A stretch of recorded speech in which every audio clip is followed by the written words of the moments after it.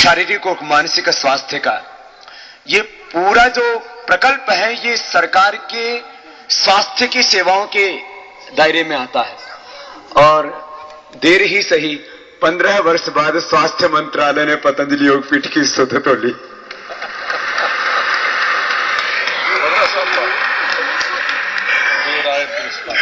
तो आजाद साहब कह रहे देर आए दुरुस्त आए, और अब तो हमारे पास में ऐसा है हम इनको छोड़ने वाले नहीं है। बहुत प्रेम है माननीय आजाद साहब का, और हमारी बहन शमीम आज आ नहीं सकी है, लेकिन उनकी बहुत आस्था है, वो बहुत श्रद्धा से इस योग के साथ में खुद जुड़ी है।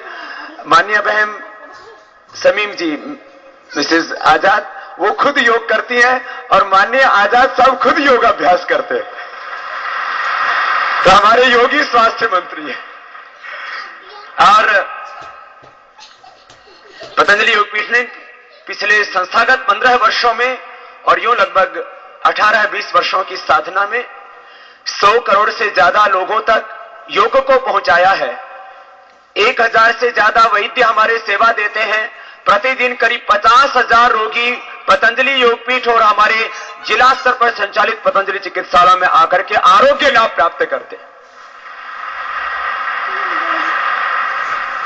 सरकार के बाद कोई गैर सरकारी संस्था के द्वारा ये इतनी बड़ी व्यापक सेवा और निःशुल्क सेवा होती है। 1 रुपए भी परामर्श शुल्क हमारे किसी चिकित्सालय में नहीं लिया जाता, बल्कि योगपीठ में गरीब लोगों के लिए निःशुल्क औषधि प्रदान की जाती। इन पिछले 15 वर्षों में जो संस्थागत मैं गिन रहा हूं, ट्रस्ट के रजिस्ट्रेशन की बात से जो संस्था ने सेवाएं की, माननीय आजाद साहब ने पहली बार जब सेवाओं को देखा और मैं वहां कॉलेज के उद्घाटन के समय जो इन्होंने हृदय के भाव अभिव्यक्त किए, पूरा पतंजलि योगपीठ परिवार उससे अभिभूत है। इन्होंने कहा कि स्वास्थ्य मंत्री बनने के बाद मैंने देश के बहुत से आयुर्वेदिक कॉलेज की विजिट की, और उस संदर्भ में इन्होंने जो यहां करके पतंजलि योगपीठ को जो अपनी शुभकामनाएं संप्रेषित की है, कि मैंने जो यहां पर देखा उससे मैं अभिभूत हूं। हम इनके आगमन पर पूरे योगपीठ परिवार की ओर से और करोड़ों करोड़ों योग और आयुर्वेद के प्रति श्रद्धा रखने वाले भाई बहन जो आस्था और संस्कार आदि चैनलों के माध्यम से अपने घरों पर बैठे ही आज के इस ऐतिहासिक कार्यक्रम के साक्षी बन रहे हैं, करोड़ों करोड़ों योग और आयुर्वेद और ऋषि परंपरा में श्रद्धा रखने वाले भाई बहनों की ओर से माननीय आजाद साहब का हम अभिनंदन करते हैं। ये हम भारतवासियों का गौरव है कि आयुर्विज्ञान के प्रथम प्रणेता, मेडिकल साइंस के प्रथम आविष्कर्ता महर्षि चरक, सुश्रुत, धन्वंतरि और पतंजलि हमारी भारत भूमि से है। आज मॉडर्न मेडिकल साइंस का हम सम्मान करते हैं, इसलिए रोग निदान के उनके सभी संसाधनों को हम अपनाते हैं, लेकिन ये कहते हैं हमें गर्व है कि यदि आधुनिक चिकित्सा विज्ञान लगभग 200-300 वर्ष पुराना है, तो हमारा ये आयुर्विज्ञान, हमारी भारतीयों की मान्यता है कि 1,96,08,53,109 वर्ष पुराना हमारा ये सृष्टि का और इस हमारी परंपराओं का इतिहास है। तो हमारी 200 करोड़ वर्ष पुरानी संस्कृति को माननीय साहब ने आकर के यहां पर सम्मान दिया। हम माननीय आजाद साहब का अभिनंदन करते हुए, और पतंजलि योगपीठ की सेवाओं में मैंने उनसे इससे पूर्व भी आग्रह किया था।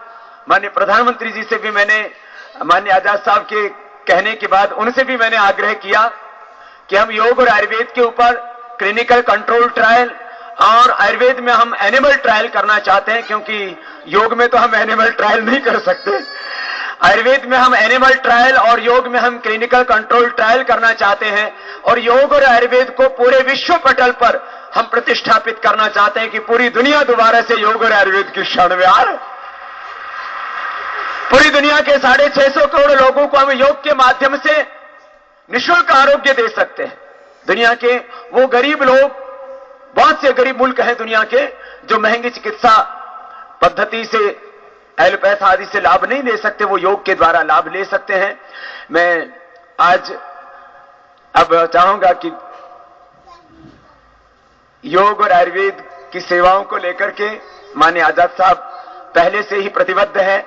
आज खुल करके अपनी दिल की बात कहें। एक बार फिर से माननीय आजाद साहब का पूरे योगपीठ परिवार की ओर से और करोड़ों करोड़ों भारतीयों की ओर से जो अपने भारतीय चिकित्सा के प्रति आस्था विश्वास रखते हैं, बहुत बहुत अभिनंदन। पहले बताओ बॉस कौन है, मैं हूं या तुम हो?